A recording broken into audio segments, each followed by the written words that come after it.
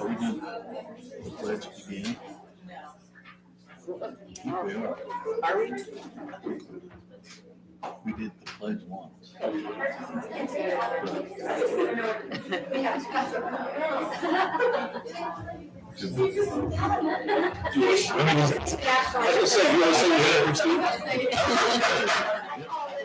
March 25th regular board meeting to order. Please stand for the pledge. Allegiance to the flag of the United States of America and to the republic for which it stands, one nation, under God, indivisible, with liberty and justice for all. Roll call. Steve? Yes. Erica? Yes. Andrew? Yes. Jill? Yes. Jake? Yes. Chad? Yes. Yes. Good evening. Thank you for coming this evening. On our agenda first is our second grade presentation from Southside School. With us this evening, we have Kendall Miller and Samson Slifer. Good evening, Board members and administration. Thank you for all allowing us to come and speak with you this evening. I am Kendall Miller. And I am Samson Slifer. We are second grade students at Southside in Mrs. Roberts' classroom. Tonight we would like to tell you about some fun things happening around Southside.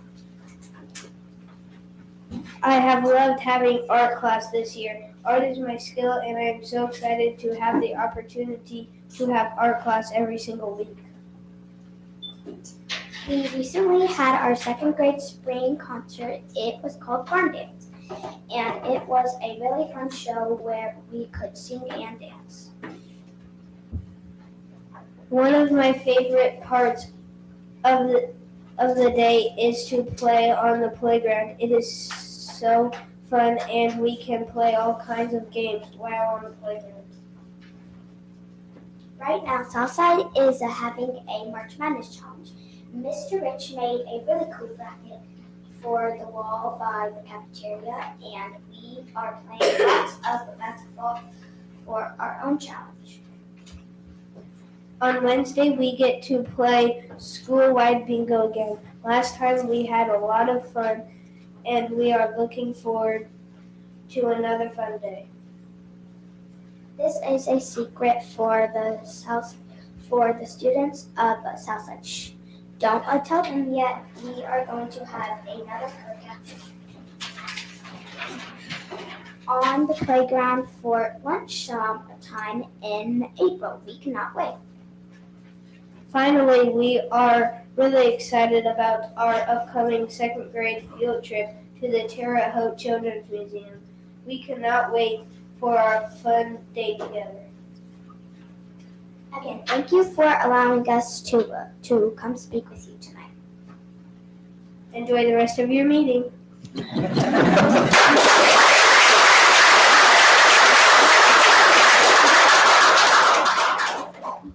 Oh, you ran away too quickly. We always have questions for you. Does the board have any questions? Got some events coming up. What's your favorite thing that you're looking forward to? Mine's probably our field trip. Yeah, mine too. The Children's Museum? Do you get to have lunch out or do you bring a sack lunch? I'm pretty sure we're going to spend. Yeah, or we can eat there. What's your favorite subject? Problem comprehension.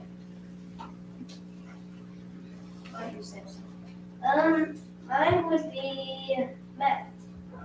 Good job. Well, thank you for coming. Keep up the good work.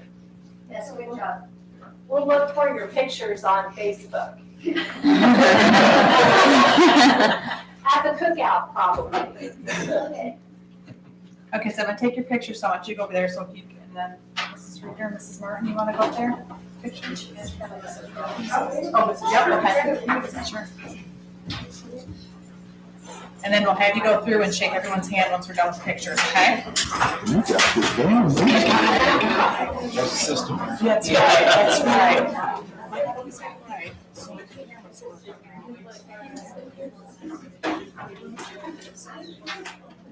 We ready? Okay, you getting one? Okay, all right, perfect.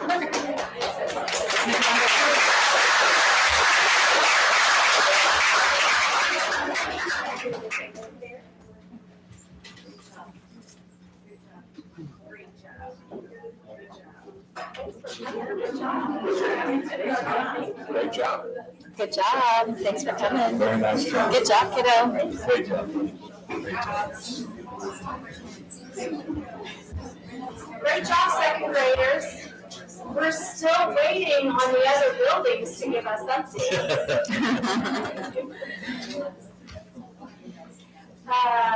Next, we'd like to recognize the EHS Winter Guard for placing third at state. We have a sponsor here. Hello. Hi. Hi, I'm Erin Brown. I'm the high school winter guard coach. Yes, we placed third place at state this year. With it being our third season having the team at all, is really heartwarming to see the progression of this lovely team. I love each of them individually. We did not compete our first year. It was kind of a reopening to the team that Effingham used to have when I was a part of it. And then our second year, we did decide to compete for the first time. We made some improvements, but we did fall short of a state qualifying score. But it was still a really good learning experience for the whole team. And then this year being our third year, we managed to qualify on our first competition of the season, which was a very nice accomplishment. And seeing their reactions when they heard that we had received that score was something that I will never forget. We also had two soloists qualify and compete at the state competition in solo flag. So we had Chloe Blackwell, who placed 5th, and Ellie Macklin, who placed 7th overall. So that was out of 10 soloists, and I am so incredibly proud of them and the progress that they made from the first year that they started to now. And we have lots more planned for the upcoming seasons and to continue growing this program and the sport that I love. I'm very grateful that I got to share that with them. So, thank you.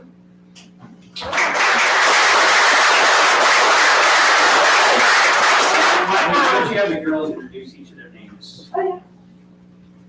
Yeah, go ahead. Hello, I'm Angeline Rivera. I'm a junior. You guys, they're gonna take your picture anyway, so you just kind of stand there. I'm Holly Taylor, I'm a sophomore. I am Brianna Reed, and I am a sophomore. I'm Kyla Allison and I'm a freshman. I'm Isabella Jones and I am a sophomore. I'm Hannah Linton and I'm a freshman. I'm Lucy Parks and I'm a sophomore. I'm Maggie Jenkins, and I'm a sophomore. I'm Chloe Blackwell and I'm a senior. I'm Madison Stroud and I'm a freshman. I'm Mariana Hazelton and I'm a freshman. I'm Maddie Beerton and I'm a freshman. I'm Brenda Willis, and I'm a freshman. I'm Ellie Macklin and I'm a senior. I'm Evie Macklin and I'm a freshman. I'm Gabby Hazlett, and I'm a senior. I have a few questions. So tell us a little bit about your team. Is everybody here? I think so, yeah. So how many girls? Oh, we're missing Kurt. We have a foreign exchange student. Okay. So we're missing her, but yes. And your routine, how long is it? It's 2.5 minutes, so we compete through the Illinois Drill Team Association, which started out as just dance, but has branched into flags and winter guard, which is flags, rifle, saber, any combination of 3 pieces of equipment. This year we competed in the lyrical flag category, which is a requirement of 1 minute and 45 seconds to no more than 3 minutes. So ours was about 2.5 minutes long, and it was to the song River by Aurora, and it was like a really beautiful piece, very water themed, and I loved it. Gosh, I'd like to see it. There's videos everywhere, but we have one more performance for everything that they've been working on this year. For our lyrical flag routine, we've also put together a full winter guard piece with the entire team, and they've also, some of them have solos, even the ones that didn't compete, a couple of them are doing solos, and some small group pieces that I'm really excited, and that is on April 18th at 6:30, and we will start in the big gym, and then we'll move on down to the cafeteria for the winter drum line to show us what they've been working on. Well, congratulations, ladies. Yeah. Congratulations. I think what we'll do, we'll go ahead and have you come through and shake hands, and then we'll take your group picture right here, if that works. Okay. Great job, Coach. Thank you for coaching. Thank you for the great job. Great job. Thank you. Thanks for coaching. Love you. Congrats. Great job. Thank you. Congrats. Great job. Congrats. Congrats. Great job. Great job. Great job. Great job. Congratulations. Good job. Congrats. Nice job. Good job. Good job. Good job. Good job. Good job. Good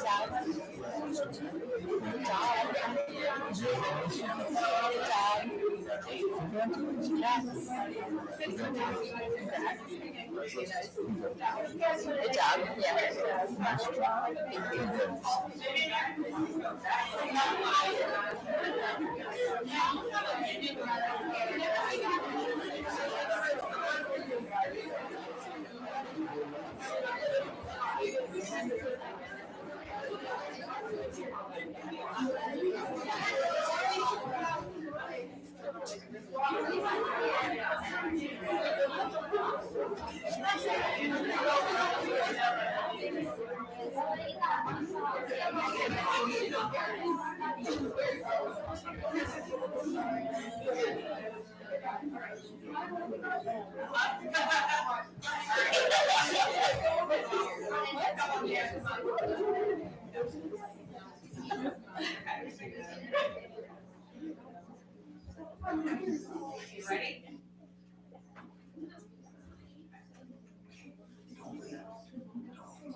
You're gonna drink? Yes.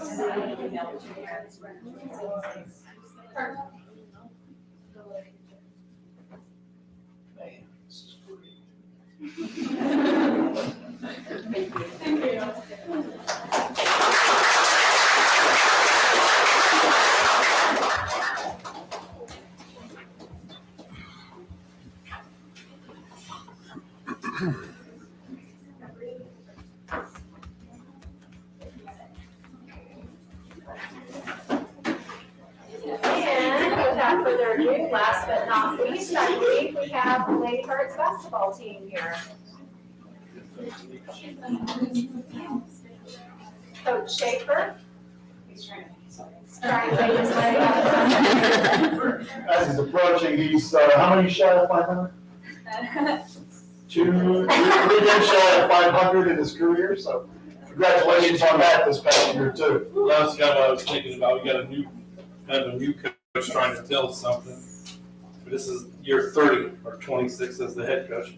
Now we're just trying to keep the train rolling. Doing it well.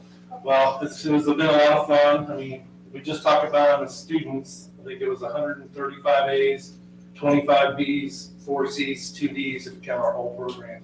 So it's not just on the basketball floor.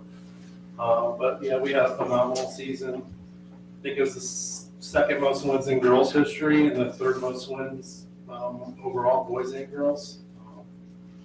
So, I mean, it's just magical. I mean, these kids come every day and bring it, and they're just so much fun to coach, and makes my school year fly when you have that good team or whatever. But you know, they bring it every day, and they represent, you know, school like I think it should be represented, and they play the game like it should be played. So you see those values out there on the court every day. And my assistants are, you know, a lot of credit goes to them. What our sixth grade coach just left, and did Megan come in? She's here. There she is. Megan played for me. She played more games than anybody I ever coached, because when I first started, I went down to coach the junior high first two to build the farm system up. She played for me. She was my 8th grade point guard, and then in high school, we had an injury, and then she became a starting post player as a freshman, her freshman year, and now, you know, I couldn't ask for like a better teacher at the young level. We have the best person in the district for that job and in that position. She is a great teacher, like a daughter, kind of. Yeah, it's hard to get choked up if I say but just having her work with our younger kids, you know, I had an FCA huddle the other morning. I had a coach say to me, it's like, man, she's just so phenomenal with those young kids, and couldn't ask for a better role model down there to try to get them started and not worry about the winning and the things like that. But then overall, we had the best year for girls basketball ever, just as far as every team was really, really, really good. Usually, you know, we sacrifice a little at the freshman and sophomore level, and my JV coach has been with me, well, my other two coaches have been with me for over 15 years now. So we have that, where we can finish each other's sentences going on, and but they are a really, really big, important part of why we're successful. But these are the ones that come and do it every night, and you know, I can't say how much I appreciate them, because, you know, we just try to put them in the right spots, and then they do the rest. So Fun to watch. fun to coach. It's a pretty good sized crowd that we had at the sectional here at home. Would you agree, girls? The St. Louis Post Dispatch people were there, and they said they covered about 120, 140 games this year. And they said it was the best student body boys or girls game that they saw all year. Fantastic. Amazing. Yeah, the game in the championship game in the sectional, pulling that off was pretty special. We shouldn't have been in that position, so we learned. Jack threes at the end of the game. We survived. Like, didn't you watch the games this weekend? They do the same stuff. We're trying to get high school kids to do it right. You turn on the TV and they're doing the same thing.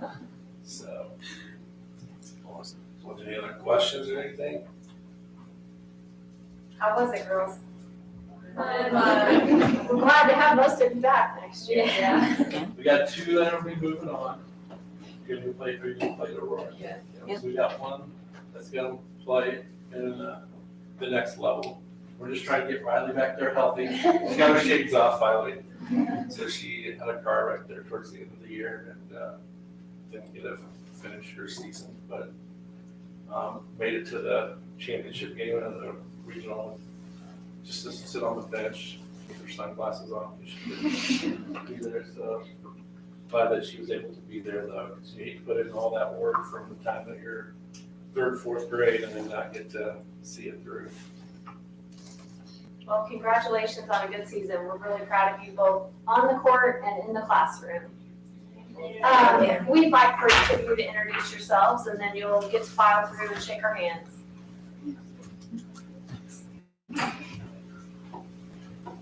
Sid Beltoff Jr., Avery Wolf, sophomore, Rio Jr., Tessa Raditz, freshman, Olivia Moser, senior, Ella Austin, Jr., Cindy Johnson, Jr., Chris Armstrong, Jr., Hannah Thompson, Jr., Alyssa Martin, sophomore, Jersey German, Jr., Maya Morgan, Jr., Mackenzie Love, sophomore.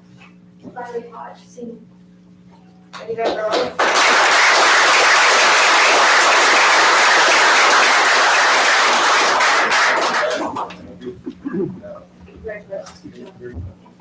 Congratulations, Coach.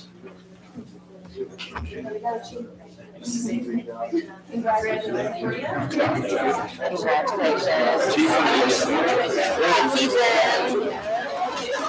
Good season.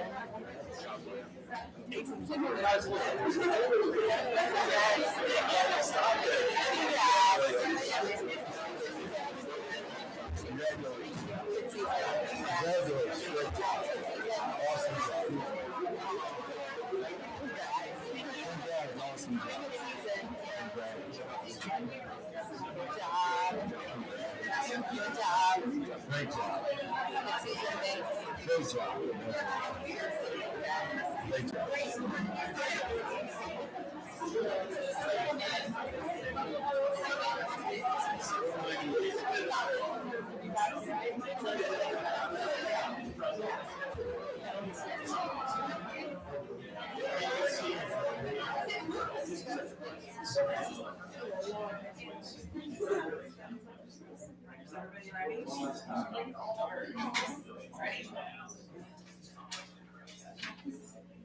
And then I'll send it to you so we can all thank you.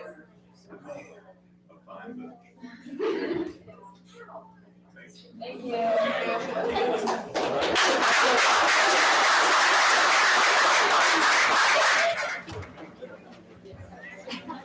Back in the day. Good job, Chief. Don't wait yet, okay? Great job. We didn't have this on the agenda, but I thought it might be a good time for the board and the people here to thank you for all the work that you and your family put in on the play. I know I was out there on a few occasions, not near as much as you were, but this gentleman right here, and I do believe your wife, helped with the replacement and helped put all the sets together for the play that just took place. Jim Borelli had done it in the past, I believe, at a very high level. I think you stepped in and took over all of that, if I'm not mistaken, am I correct? Thank you. Okay, so thank you to the Magna family, we appreciate what you did with that.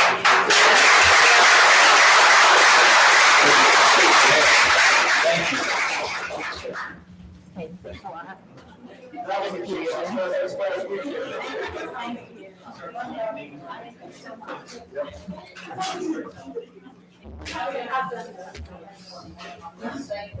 Are you gonna take a picture? Please do, I'm more than you. That might be true, I was so quick, I think you were sleeping there. Thank you very much. Thank you guys, appreciate you. Remarkable scene. Wish I had the ability. Okay, aside from our accolades, I'd like to recognize any visitors that are here. I think we have a couple, one student, are you here for class? Yeah. And what is your name?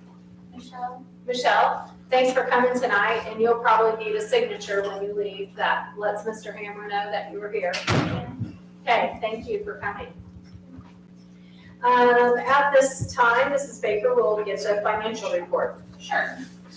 Looking at fund balance, we're seeing an increase of 4.67% over last year with a net fund balance of $29,057,348.48. Operating funds, an increase of 6.13% over last year with a net total of $25,516,326.21. Revenue for the month of February in the Ed Fund, local revenue, $838,298.01. State revenue, $722,766.21. And federal revenue, $256,268.82.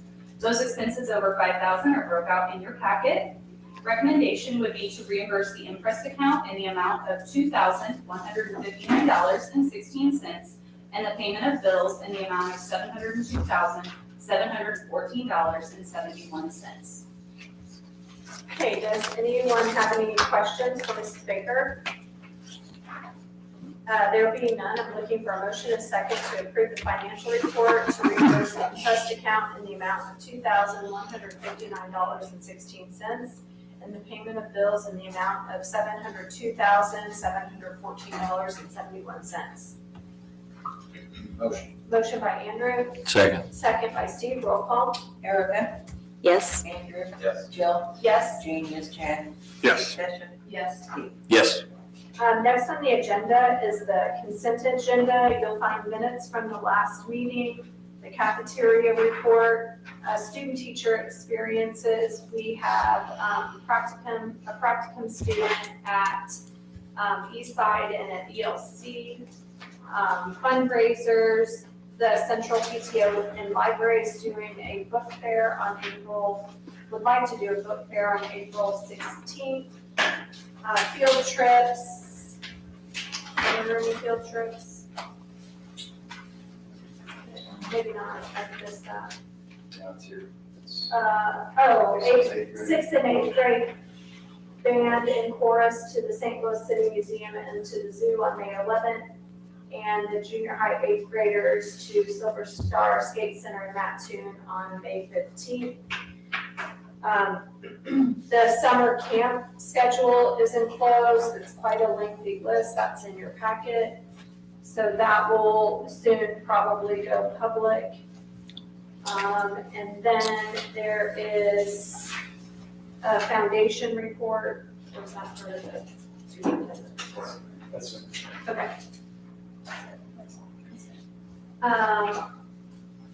And that is it. So I'm looking for a motion and a second to approve the consent agenda. Motion. Motion by Chad, Second? second by Erica, roll call. Erica, Yes. Andrew, Yes. Jill, Yes. Jane, yes, Chad, Yes. Tricia, Steve. Yes. Correspondence, we have a thank you note from the Raditz family for the plant in remembrance of John Raditz. And a thank you from the family of Johnny, is that Warner, of Johnny Warner. Next, Custodian of the high school's father. okay, Mother. Mother, I'm sorry. mother. Next on the agenda is the superintendent's report. Employees Foundation meeting information is enclosed for March 11th. Easter egg project report. Yeah. Probably has been seen on social media at a very high level right now. Teacher appreciation report. Delivery for that will be on April 18th. Scholarship information, March 22nd. Last week before we get the deadline will be April 7th.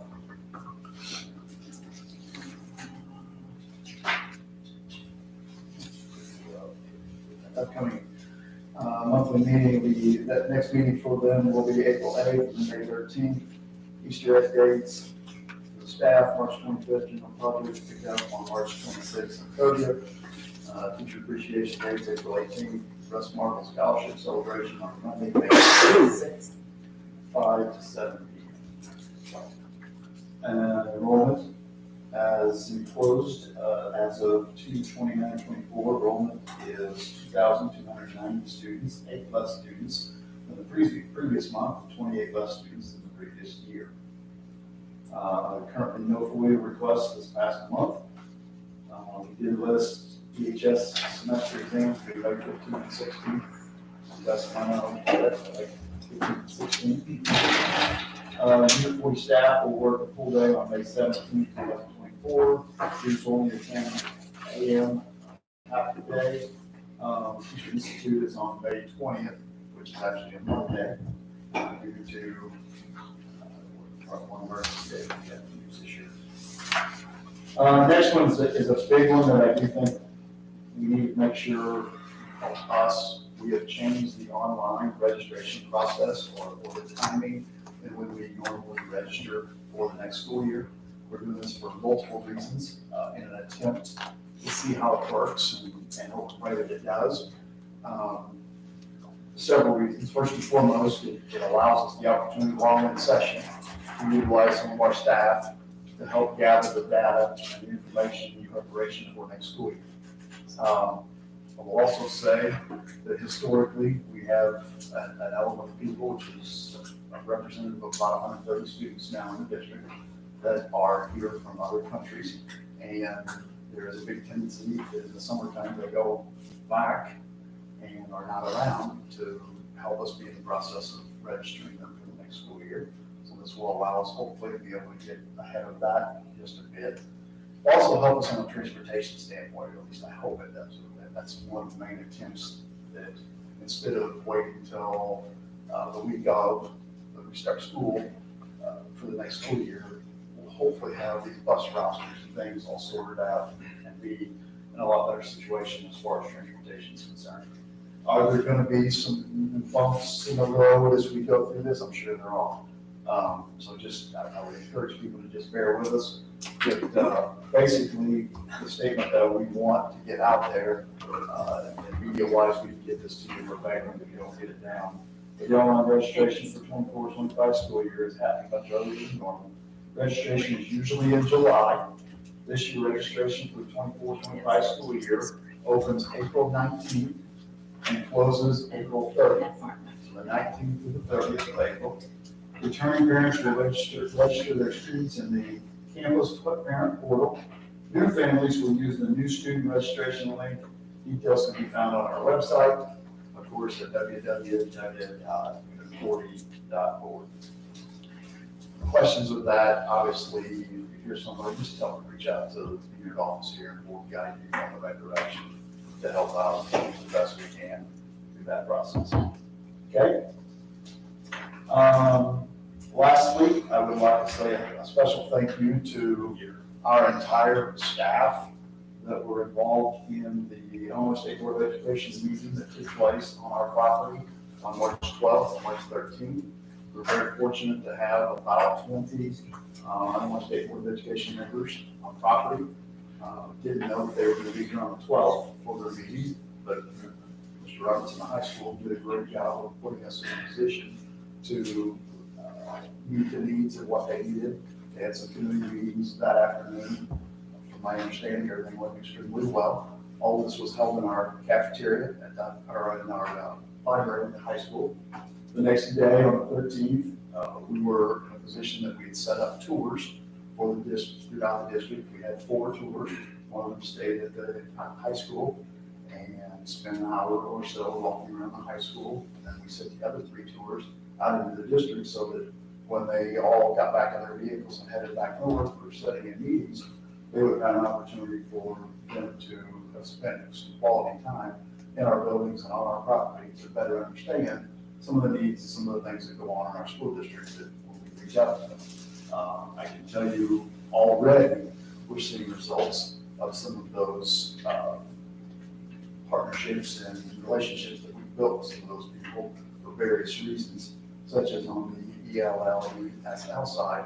They are able to help us, guide us to some other resources in other school districts that we didn't already have. So I really appreciate our Unit 40 staff, Mr. Roberts, especially at the high school. I've got a headache in his side since I got here. I went to another level by hosting this in that building, and he found a way to make it work and showed me he appreciated me for doing that. Yes, sir. Chance to speak in a few minutes ago, right? But I do really, to be honest with you, it was an adjustment. It was an adjustment in our day. We did keep them out of the junior high because we had testing going on in the junior high. We don't want, obviously, them to cause any issues of any sort there, not that they would have. But they were appreciative of what we did. And also last year with our food service, provided them with a great lunch. They're used to having box lunches for those meetings when they go off campus. I told them that wouldn't be acceptable. If you come this far south, you're going to have some food from the southern end of Illinois. And Ryan did a great job providing that with help of a lot of our staff. So thank you to our staff and thank you to Mr. Roberts and And obviously, thank you for allowing us the opportunity to host an organization as important as the Illinois State Board of Education on our property on March 12th and 13th. Thank you. Okay, on to new business. The first item on new business is the approval to purchase the translation multifunction copy machine. Information background on that is both these items will be, actually just have it one.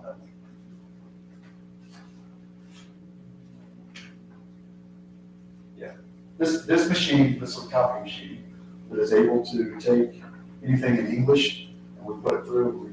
We can dictate to the machine what translation we need. So we're in a position right now as a district that, to our knowledge, I believe, if I'm not mistaken, we have 7 or 8 different languages being spoken. And that will be housed at this district office.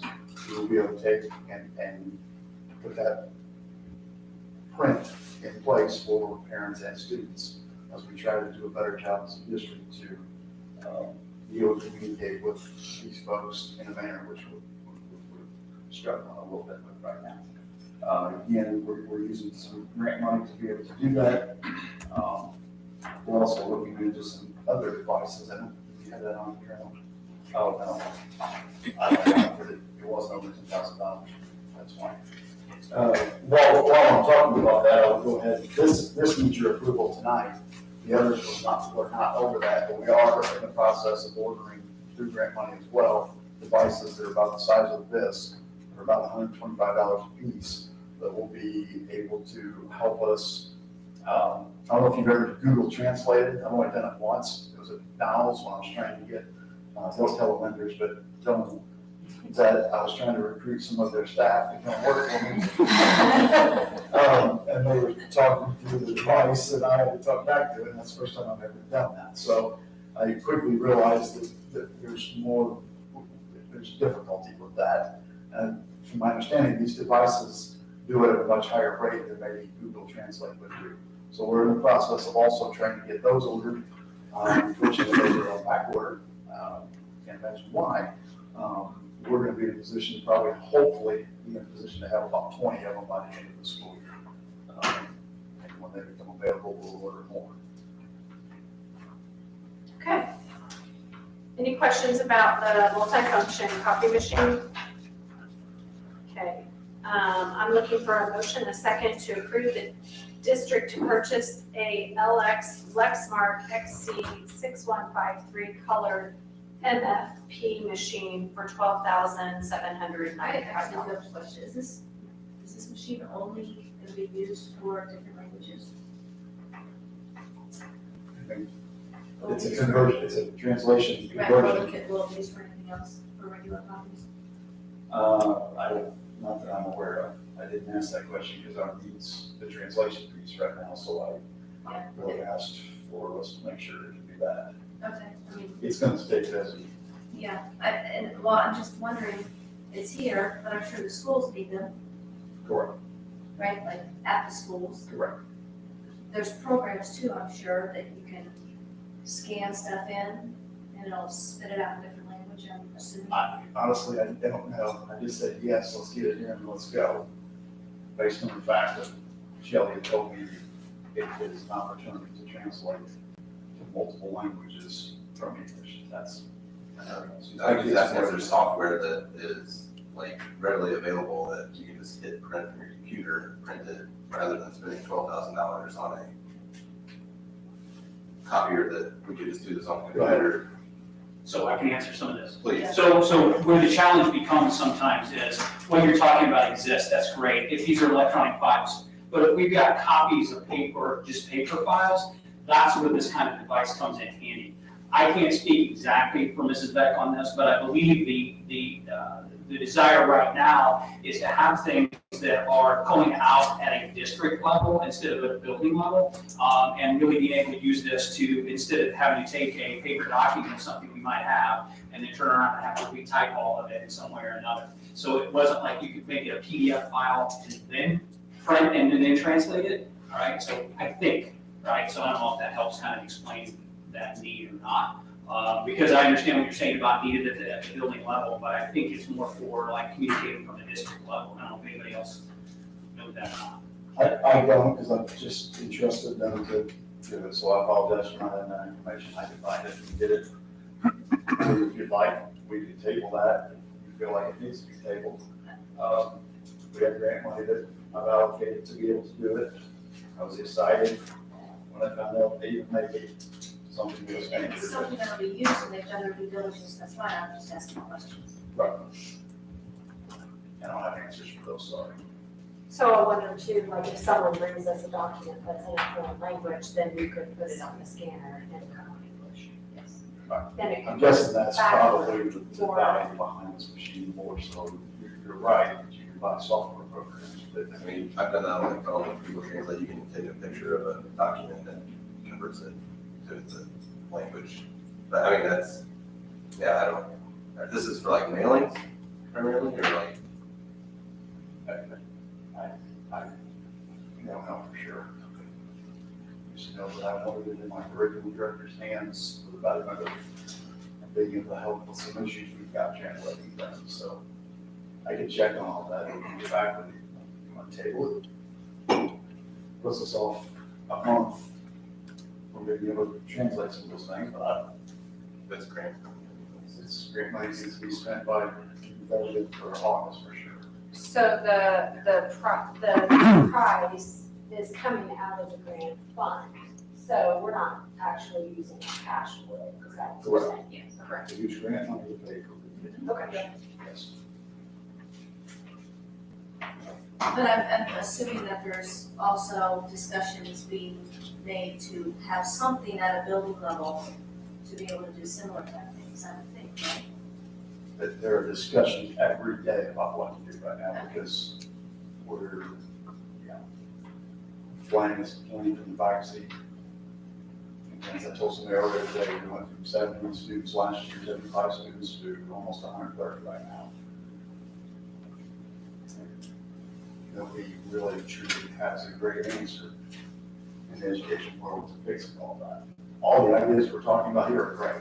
But there's lots of other stuff going on too that we're trying to stay on top of, so. I felt this was worthy. They're gonna be a great product to use.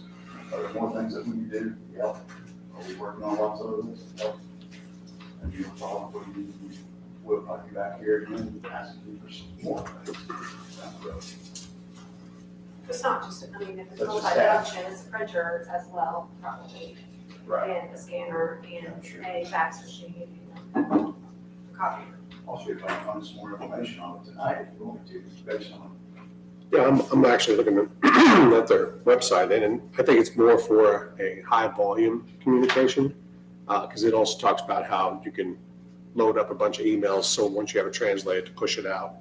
So I think it's more of a, but I don't know how to compare it to the Google tool, because I haven't used it that much, so, but. I think it's probably more for productivity rather than an immediate translation device.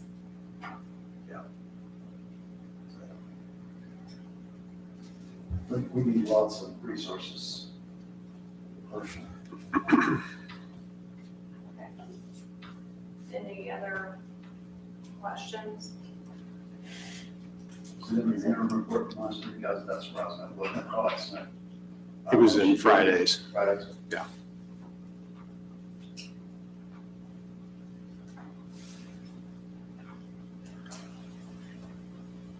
Are we ready to vote on it?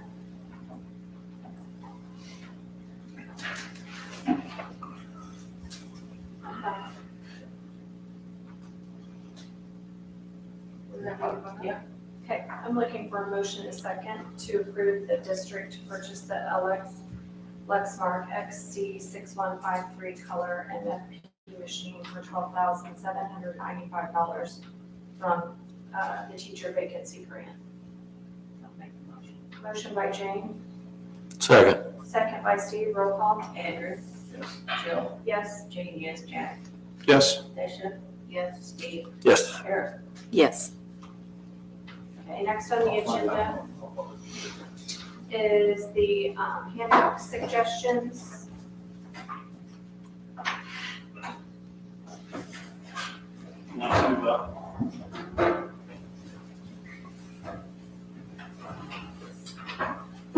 So as a result of the district-wide discipline code review meetings, we do have some recommendations. I'll start with Effingham High School. I'll also talk about the junior high, central, south side ELC, and also east side preschool. So at the high school, we do have some recommendations to change to our Effingham High School handbook. The first one of those, last year we added college days to our days that would be planned absent days.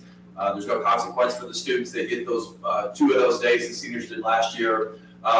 Guidance office came to me and asked if we could also do juniors as well, and I'm fully in favor of that. We do have juniors that take college day visits, trying to lead into that senior year and then eventually college. So that would be the first recommendation there, is that we just add seniors and the juniors would be added to that recommendation for college days. I'll have Mr. Roberts talk about the unexcused absence policy. You guys have any questions on college days? No, I think that's great. Okay. This was actually my suggestion. So that you know, that our current policy is that a student has an unexcused absence or an unexcused period absence. So in other words, unexcused for 7th hour. The current policy does not allow that student to make up any kind of work. Well, it's not just me. If you look at things that have happened in education over time, what you notice is there's more and more push to make sure that grades reflect a mastery of knowledge or a mastery of skill as opposed to a student behavior. So as we take the opportunity for a student to do work away and give them a 0 in that assignment, that's really reflecting a behavior as in an attendance behavior as opposed to the mastery of their skill or their knowledge that they're gaining. So I've tried to start looking at, okay, so what kind of policies do we have that basically create that kind of situation? Well, this is one of those situations that are there.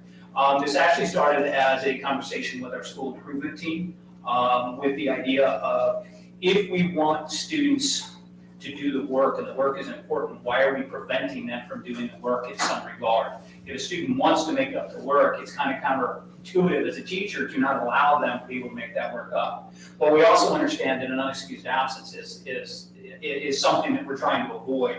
And so how do we avoid that? So essentially what we came up with was the idea that if a student has an unexcused absence, they can redeem that unexcused absence. So in other words, they would need to come down, they would need to talk to Mr. Pullen, he would assign them a consequence for the unexcused absence. Once they serve that consequence, that unexcused absence turns into an excused absence, and then therefore they'd be able to make up that work, and they would get credit for that work. And so the work then reflects not the behavior is in the consequence, not in the grade. So that's why that came about. It's why we're hoping to make that change. There are other districts out there. I've kind of talked to some of the about conference. Some of them just like, there's just no consequences for an unexcused absence. They just give them credit. Well, I still believe that we want to discourage unexcused absences, but in this case, if a student doesn't want to make up the work, they don't want to do the late stay, they don't take the opportunity that we're giving them, and that's the way I see this. We're giving them an opportunity for them to be able to redeem that unexcused absence, whereas now they don't have any opportunity at all. So that is that, and before I move on to the other, do you have any specific questions on that one? Okay, next policy change that we would recommend would be our cell phone policy. I know this has been a big topic of discussion amongst a lot of schools. I do meet with a lot of assistant principals over Zoom phone calls once a month. There's usually 10 to 15 assistant principals in there. And we really honestly, between those other schools, are the only school that does not allow cell phones in any capacity in the school. The vast majority of them they can use them at lunch, they can use them at passing periods, but they're not to be used in the classroom setting, and that's fully what we would anticipate, like to recommend to the board moving forward next year. So the policy would basically read, the change would be allowed use of cell phones, wearable technology, earpods during passing periods and during lunchtime, as long as it's not disrupted the educational process. Videotaping, audio taping, and taking pictures of other students, faculty without their consent is an infringement on their rights. Any cell phone, wearable technology, earpods, that negatively impact others, there would be some consequences associated with that. And then our stress here that would be in this recommendation is that in the classroom, these devices were to remain off and out of sight at all times. So at no point in time, a student should have this out in the classroom. I know there's a lot of discussion out there, a lot of articles out there about schools, basically not allowing students to use them in their classrooms, because some of them are allowing students to do that. Like I said, we're not allowing students to do that, to use them in the classroom. And just to emphasize, we're not allowing teachers to allow students to use them in their classroom either unless they seek permission because of something very specific or really in some way that they couldn't use their laptop for in the first place. I also want to emphasize, as this goes out, I'm looking at the media here, this would not take place until August, right? So that students are aware that it doesn't change just because we had a board meeting on it. All right, this is something that goes into impact for next year. Any questions on cell phones then? I think you talked a little bit about having discussions on acceptable use on cell phones. Can you tell us a little bit more about that? So just so you're aware, we've not really done this before, but Mr. Pullen and I have had a discussion. We're going to implement that in this fall. We don't really know how yet, but we're going to. We are choosing to speak to each class individually. By class, I mean freshman class, sophomore class, and we will talk to those classes individually. Along with each one of the teachers, we'll go over the handbook with them in the classrooms. In that, what we will continue to talk about is what that appropriate use is. So we're not changing the cell phone policy, right? The cell phone policy and what is acceptable to use your phone is still the same, all right? We still have, and we emphasize in there about not using that for videotaping purposes or posting or, basically disrupting that learning environment. So basically, and really what some of the rationale behind this is, we're at a point, I think that you talked to one of the other assistant principals that said it's 2024. Right? And to expect, and you said something at one time to me about, your employees. And really what we've done with kids is we've told them, not kids, young adults, we've told them cell phones are evil between 8:50 or 8 o'clock and 2:50, and you shouldn't have them at all ever. Well, that's not a reality anymore. And so what we feel is we need to be able to kind of continue to set that standard for what is acceptable use. And really it comes down to the individuals, right? So we don't necessarily expect you guys here today to have your cell phone out during the meetings along those lines. Well, that standard has to be set. And so what we want to be able to do is with those kids start setting the standards that during the class period, it's not okay, right? And so your employer, if they're telling you it's not okay when you're on shift, it's okay on your break. We're trying to set that same kind of mindset or that same thinking about cell phone use, other than just tell kids, no, you can't have them, you can't have them, you can't have them, hopefully setting some standards. I don't know if that answers your question. Yes. Yeah. Any other questions?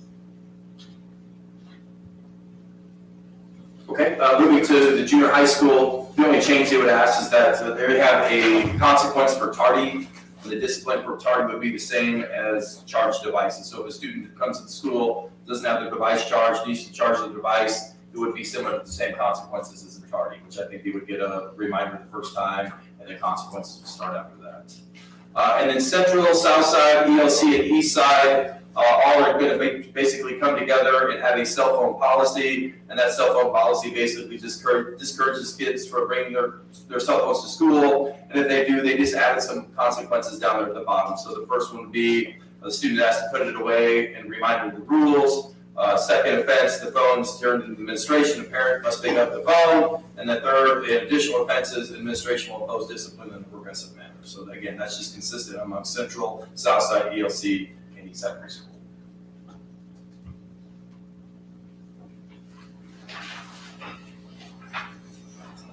Probably of note too, if it got missed here, that on the cell phone policy change, we are not suggesting a change in any other building but the high school, as far as allowing it between classes and at lunch, so not the junior high, not anywhere else. And I do have a question on the offense. What is different about the offenses, because it looks like they're. Oh, on cell phones, yeah. The fourth and fifth are bolder. Yeah, so it's a little vague in our handbook. It just says the third offense. If there's anything after that, then it's really at our discretion to determine what that is. I would actually like to put some things in place leading at least to the fourth and fifth one. I mean, we don't, knock on wood, get to a fourth and fifth offense for cell phones, but the fourth offense there, you could see return to the parent 2 days of AC, and then the fifth offense, I think at some point in time, if it gets to number 5, we just tell students that they cannot bring that to school after that. If they do bring it after that, then it turns into a defiance situation. It turns into a whole other kind of consequence there. Does anyone have any other questions? Okay, there being none, I'm looking for a motion and a second to approve the 2024-25 handbook changes as presented. Motion? Motion by Erica, Second. second by Chad, roll call. Jill, Yes. Jane, yes, Chad, Yes. Jessica, Yes. Steve, Yes. Erica, Yes. and Yes. Thank you. Thanks, guys. Letter C, the handbook changes. District handbook, I'm not sure that this is, and I'm not saying it hasn't ever been approved at a board meeting of this nature. Michelle and I have gone through this, to the best of our ability over the course of the last week.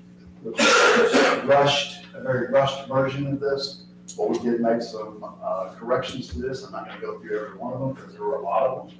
And what I will recommend to you is if you approve this tonight, I appreciate it. And we are going to start the process on this in our office. I don't know who we were supposed to in the past, but we're going to make sure that we take it upon ourselves that this is updated annually from you, and we will bring you recommendations just like these gentlemen just did, and clean that up. And we're going to do that on a month-by-month basis in preparation for this meeting. Doesn't mean it'll come to you on month by month. But I'm not sure how this has been handled in the past. It's something that I inherited, and we are going to make sure it's much more up to date annually. I apologize for my first year, but I didn't get this to you last year. We did, I believe, last year without hardly looking through it, and we did it through the superintendent's report. So I think it needs official representation from you as a group. Okay. That's what we're doing tonight. Any big changes we should know about? Now, what was it? Just the last one. I was just gonna joke about the headlights policy. Okay. It's just, Yeah, we did it, so we did that. Oh, that was last year. Okay. Because it wasn't in this originally, correct? But it is in the hand, it wasn't in the handbook. It's only certain schools. Okay. Not in all the schools. Okay. All the different ones. Another thing that we're going to try to take a look at next year to create some more consistency throughout the district. Each building does a pretty good job of their own things. Need to make sure people move their kids from building to building. We'll get some more of that line. But, and again, I'm not faulting anybody, but it's just never been looked at from that standpoint. But yes, we did add that. And I'll be honest with you, we probably need a bed-bug policy also, because we have some issues on lots of occasions, since we're talking about that type of a subject. But we don't have that in here. We also have to be very careful in some of those areas. And we're not, in those situations, we want to fix. Obviously, we don't want anybody to be singled out and go bad if they've got issues. So it's not always an easy process to resolve.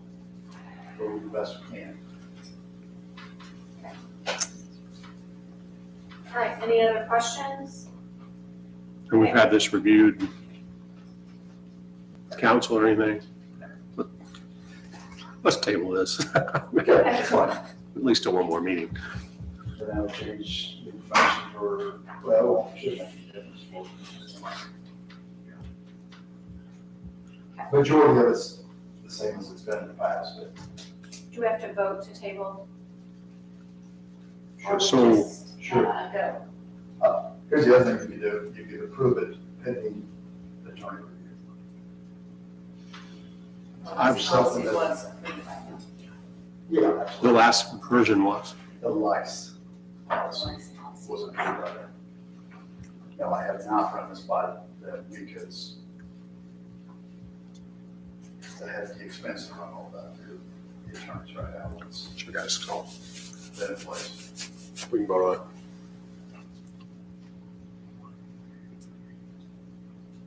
Hey, That's all right. What is it? we'll get the attorney running.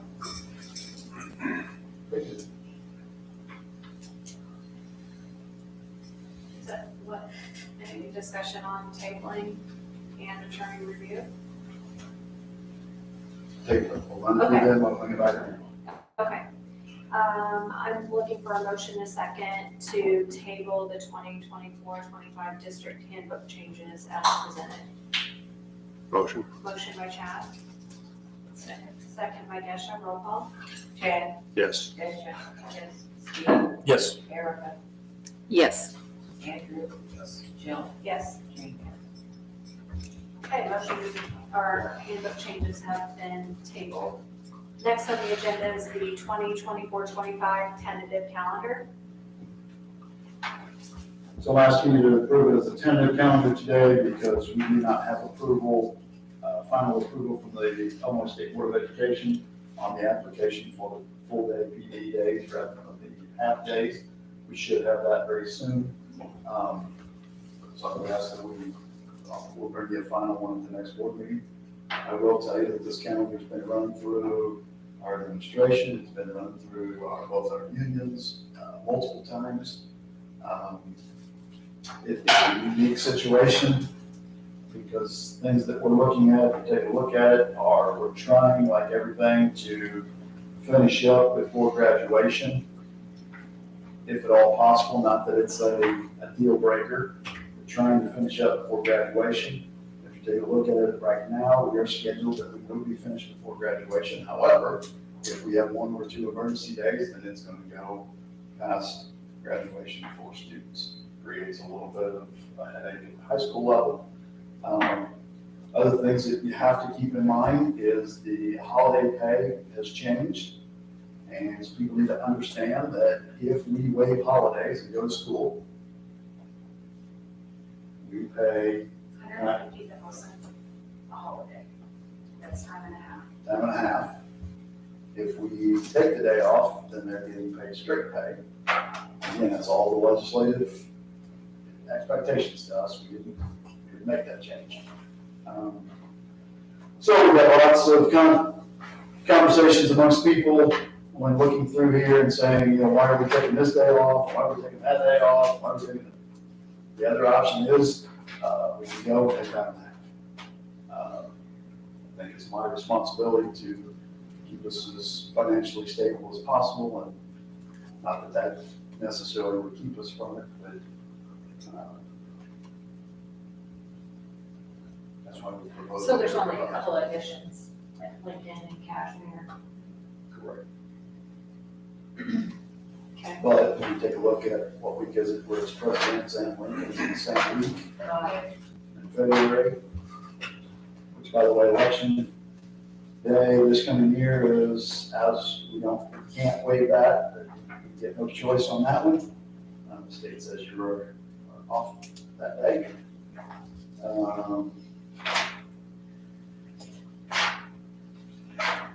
Lincoln's birthday and what we're Oh, we proposing. don't have President's Day though. That should be President's Day. It's a full day SIP. We didn't room in the box to write everything. Yeah. Oh, but you're gonna have the staff on President's Day? We are going to have the certified staff will be here, but the ES, PDAs, the non-certified will not that day. It's in their contract. We're off. So it'll be the one day of the 5 that we've added, and we won't be able to have everybody in training, but we'll make sure we get those taken care of in the other 4 days for those people that are not certified. Okay. Any other questions about the tentative calendar? The starting date will be Monday, August 12th for staff and Tuesday, the 13th for students. First semester finals will be prior to Christmas break. Looking for a motion and a second to approve the 2024-25 tentative calendar as presented. First day's 14th, right? First day for Students. Tuesday, 14th, we have. 14th. Yeah. Sorry, I was just reading from my sheet, so Sorry. is my sheet wrong? Yes. Sorry about that. Yeah, change that part. Okay. 14th for students, 12th and 13th for staff. Okay, let's try this again. That's because we had a full service day at the end of the year, and we were encouraged by most people when I sent the last version out to move it back to the beginning of the year. It's nice to have those to start. My fault. First day for students is Wednesday, the 14th. Correct. Okay. I'm looking for a motion and second to approve the 2024-25 tentative calendar as presented. Motion by Andrew, Second. second by Erica, roll call. Yes, Chad. Yes. Tricia. Yes. Steve. Yes. Erica. Yes. Andrew. Jill. Yes. All right, next on the agenda is the IHSA membership renewal. Just an annual renewal. Annually, the district must renew its membership in the IHSA groups. The fees are waived, and attached are the renewal forms. That should be in your packet. I'm looking for a motion. Any questions? Comments? I'm looking for a motion and second to approve the district's annual membership in the IHSA for the 24-25 school year. Motion? Motion by Erica, Second. second by Steve. Roll call. Erica. Yes. Andrew. Jill. Yes. Jane, yes, Chad. Yes. Tricia. Yes. Steve. Yes. Okay, next on the agenda is the computer science lab at EHS and the updates. We need to upgrade the lab for the equipment for the new computer science courses. The lab is currently there, but the equipment is dated and it doesn't have enough RAM and hardware and such. We'd originally planned to pay for this out of ESSER 3, but there's money in the Ed Fund in the EHS technology equipment line, so that's where we plan to pay for this because we use the ESSER funds for other technology. Okay, any questions? Anybody have any questions? We'd like approval not to exceed 50,000. We anticipate being in the ballpark of 40, but I'd like a little bit of grace there so that we don't have to come back to you. And we can get that up and running for next fall for those 4 new classes. Okay, does anybody have any questions, comments? We're trying to get a more robust computer science curriculum, and this will help. So I'm looking for a motion and second to approve for the district to move forward with the updates to the computer science lab at EHS at a cost not to exceed $50,000. Paid through from the Ed Fund and the technology equipment. Motion. Motion by Steve, second by Andrew, roll call. Andrew. Yes. Jill. Yes. Jane, yes, Chad. Yes. Tricia. Yes. Steve. Yes. Erica. Yes. Okay, next on the agenda is the approval to lease/purchase 9 school buses. Basically, we're at a point in the rotation where we need to do this again. I believe I stated it maybe the last board meeting. The estimated delivery time for this is 570 to 620 days from the point that we submit a PO. We've got to get out in front of this a little bit and hope. I spoke to them on the phone today. There's an outside shot that tomorrow morning, if they have a PO from us from your approval tonight, that we could get a slot in the bus corporation that we buy from, which is what Midwest, for production. If not, we go on the waiting list for whenever the opportunity arises. So, yeah, it's crazy. And of course, we talk about the cost has gone up to almost $155,000. I think we were looking earlier today, about 4 years ago, we paid $107 maybe, so it's jumped, $50,000 over the last 2 or 3 years. But pretty important to have some buses. So, and the rotation. The fortunate part is we did speak with them today. Didn't think they were giving us an appropriate trade-in value, so we were able to bump that up in the proposal. I said, your trade-in value hasn't continued to increase on what you're giving us for our buses, but your initial price has. So hopefully we'll continue that path with them. They've done a nice job for us. They're nice buses. I will also say, in conversation with the folks at Midwest today, when I spoke to them, they overly bragged about they love to get our buses back because they're generally coming back to them with about 40,000 miles on them, and they were pristine, was their comment. They love them because you know what they're going to turn around and do with them with 40,000 miles on them. And We're not sending them back before 40,000 miles on them. 5 years. We keep them a 5-year warranty, once the warranty's out, we can rotate that. That's what the rotation's been going for years here. And if we're getting good value for the trade-ins, like I pushed it election today, then it makes sense to keep that in the rotation. I can sit down with you sometime and show you what we're doing if you want to. So that's what we're asking for, and if this was to go, we could throw a PO out tomorrow, probably.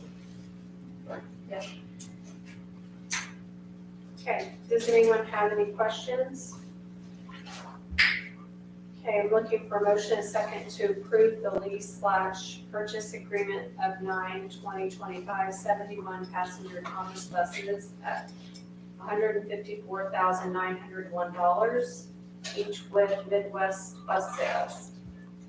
Motion by Desha, Second. second by Chad, roll call? Jill? Yes? Jane, yes. Chad? Yes. Desha? Yes. Steve? Yes. Erica? Yes. Yes. These are not electric, by the way. I mean, if you've heard a lot of stuff, there's a lot of incentives out there for electric buses.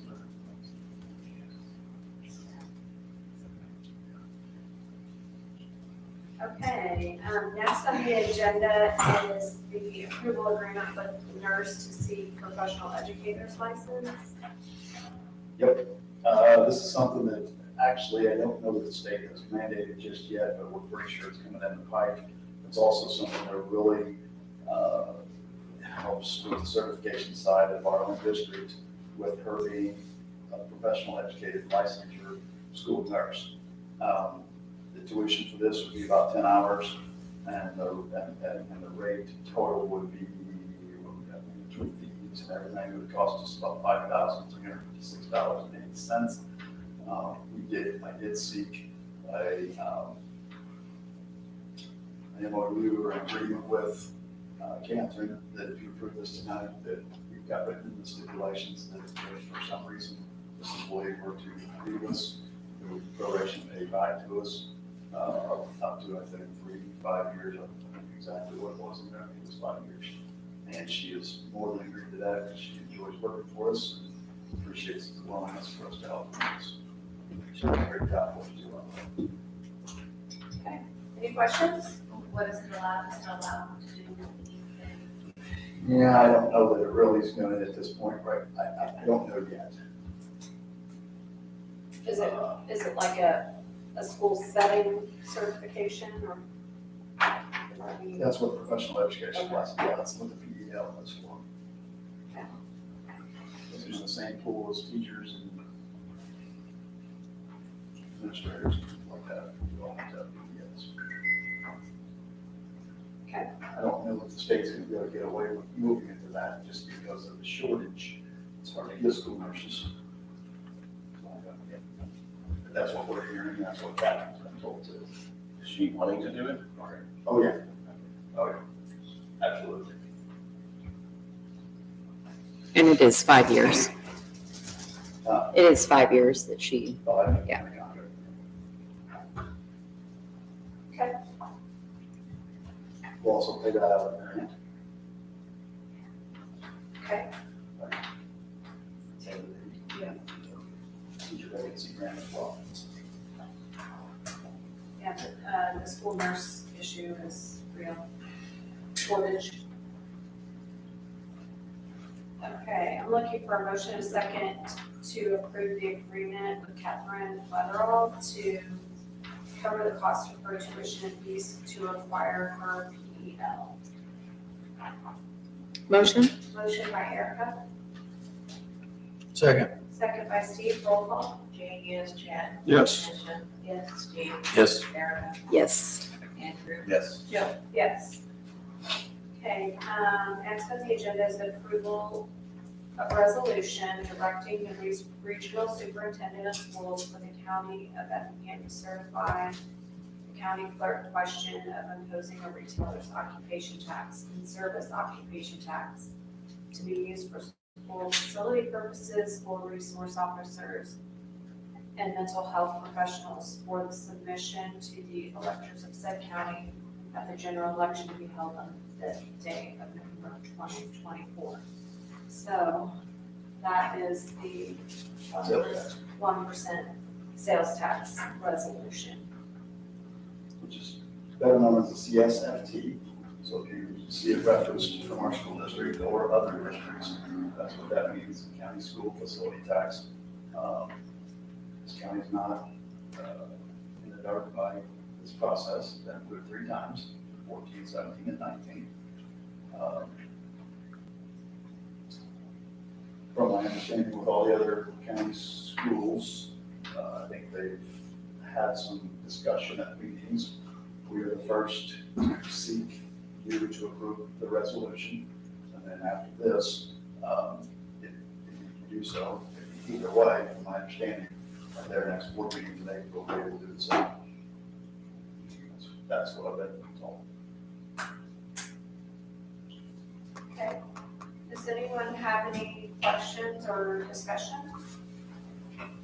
How does the breakdown of the allocation of funds go? We've got school facility purposes, school resource officers, and mental health professionals. Can you clarify? You control that.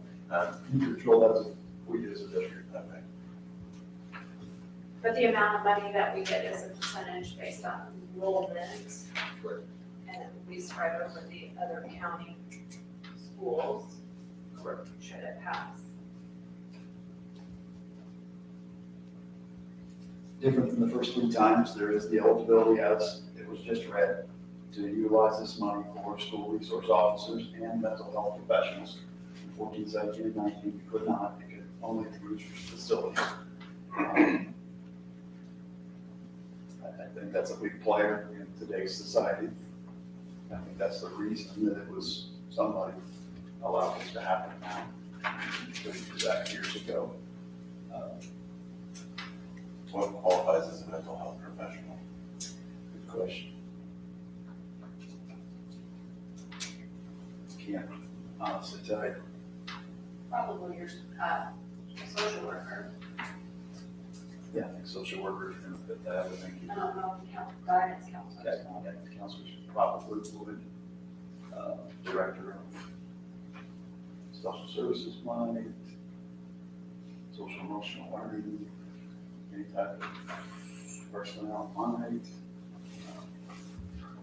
Really, truly believe there's probably a lot of things that potentially can fit into it. And things that we already have in place. And I think it was important to note at,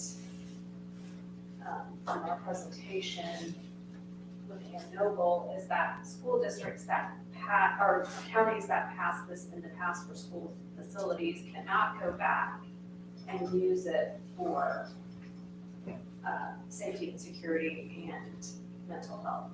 They would have to take it back to the ballot to be able to use it for that. So if we want to use it for that, it has to go in the language on the ballot.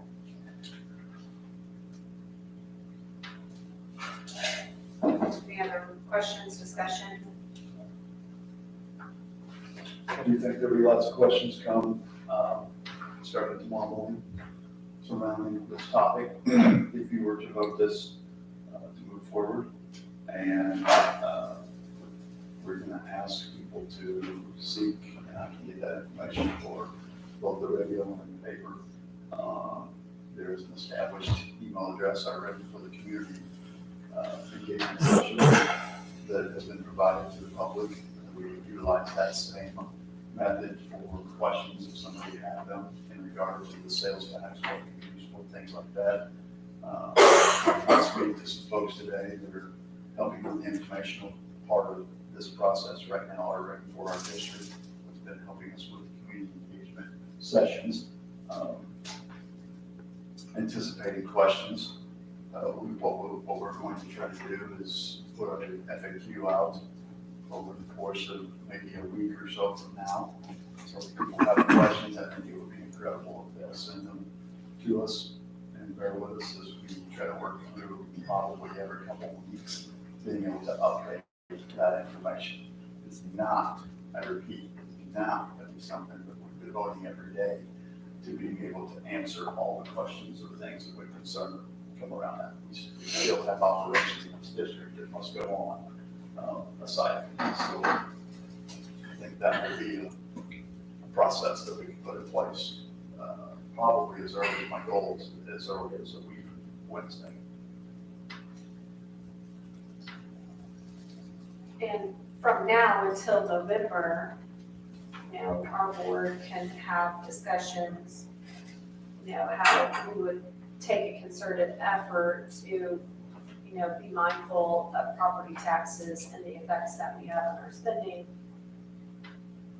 and trying to, use that as a balancing act and not, raise our property taxes. Just raised our property taxes significantly. The district did. Yes, Well, we assessor did. the assessor raised them, but we approved the raise of the property taxes for the district as well. We had to approve that raise, right? So we approved a couple months ago With the levy, for the levy, yeah. we have to rate the same. We kept the rate the same, which Rate's the is, same. we could have decreased our rate to keep taxes the same, but we, in essence, we did raise property taxes because we approved the same rate. I try to look at it as the dollar rate has stayed the same since 2017. My goal in this role is to continue that rate. Continue the rate. To continue the dollar amount of, what is it, $3.60, I believe, is what the taxpayer pays and has since 2017. Are you as a board and we as a district in a position at times to lower property taxes if possible? And I think if we do approve this, that would be a discussion I would like to have. To lower property taxes? Yes, absolutely. I don't know where everybody else stands on it, but that's my. I think that the feeling would be mutual, right? I mean, we don't have control over the value of our property, Right. But we have control over the amount that we take from the levy or fine. So that's my take on that, is that if we can get more taxes from people traveling through our community, and if we can lower the taxes for the people that actually live here, essentially, I think that would be good, a good thing for the community. Look at all kinds of options. right? I know that discussion's not on the table right now. This is a separate issue, and that would be next year or year after, whatever timeline. Yeah, but I think that's a good goal to have. Of course. Just remember, there's lots of needs. And your abilities to accomplish the needs that people are bringing forth diminish when you don't have the funds to do that. So, again, we can put together whatever plans you're all interested in, not opposed to any of what you're saying. I was just curious where everybody else was with property taxes. Adding this on, I know I've had people reach out to me concerned about adding more taxes after just increasing taxes, indirectly somewhere. But it places a burden on people.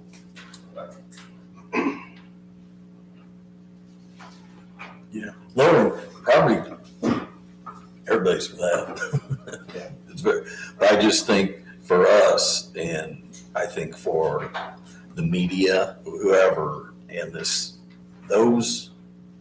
funds, if this does pass, can only, are exclusively means only used for school facility purposes, school resource officers, and mental health professionals. That's what the money has to be used for. Nothing else. Not administrative salaries, none of that stuff. That's where the money has to go. So I just think that's yes, I'm with you 100%. I think When we have huge facility needs like parking lot or. Yep. Issues with our buildings and we're not pulling it out of our general funds, we're using it as sales tax money, that can indirectly free up the budget for other things, right?